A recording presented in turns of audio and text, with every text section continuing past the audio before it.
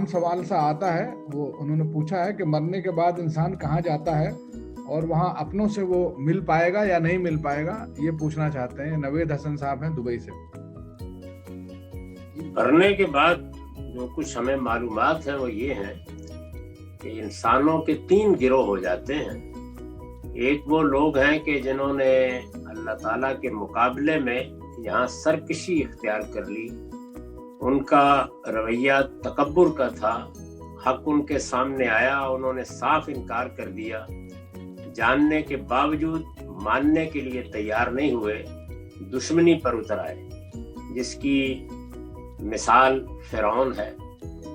सैयदना मूसा अलैहिस्सलाम के मुकाबिल में उसने यही रवैया इख्तियार किया।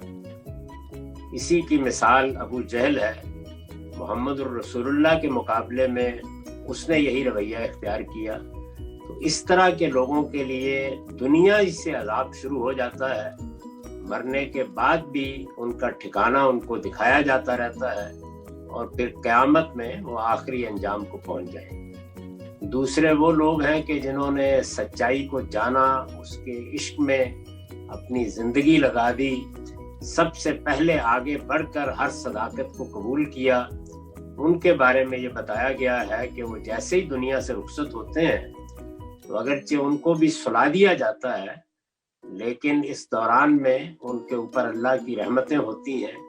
समझने के लिए मैं इस अर्ज कर रहा हूँ कि जैसे हम ख्वाब में खुशगवार ख्वाब देखते हैं, अच्छे ख्वाब देखते हैं, तो वो इसी तरह अल्लाह की नेमतों से, अल्लाह ताला की इनायतों से सरशार रहते हैं और क़यामत में उठाए जाएंगे और फिर जन्नत में दाखिल कर दिए जाएंगे। तीसरे वो लोग हैं कि जिनका हिसाब किताब करने की ज़रूरत है, उनको सुला दिया जाता है। जब वो उठेंगे तो उनका हिसाब किताब होगा क़यामत में, और फिर जिसका पलड़ा भारी हुआ उसके लिए जन्नत है, और अगर किसी को कुछ सजा मिलनी है तो उसका फैसला हो जाएगा। तो ये 3 गिरोह हैं और तीनों के साथ अलग अलग मामला किया जाता है।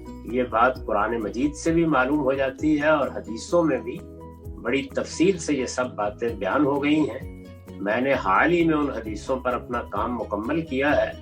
इस वक्त वो हमारे रिसाले में छप चुकी हैं। अगर आप लोग चाहें तो उसको देख सकते हैं।